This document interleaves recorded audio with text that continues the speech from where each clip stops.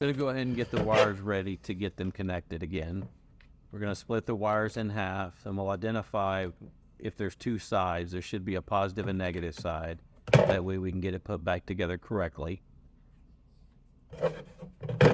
We're gonna strip off the insulation. I'm gonna use some heat shrink tubing.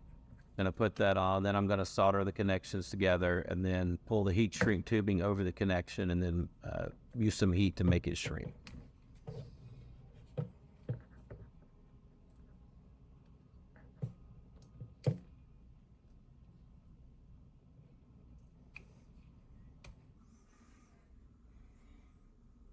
It is very hard to see the difference in the wire. It actually looks better on camera than it did with me trying to look at it with my naked eye, but you can see one side is kind of black and the other's a little bit gray. So we want to make sure we're connecting the black to the black and the gray to the gray, so it should work good.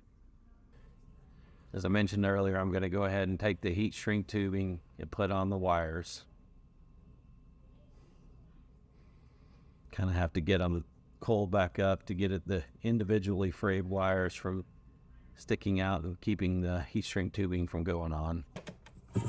And once the tubing is in place, we just take some solder. The soldering iron's good and hot, so it melts the solder with no problem, and just get the wires so they got a very good connection back together.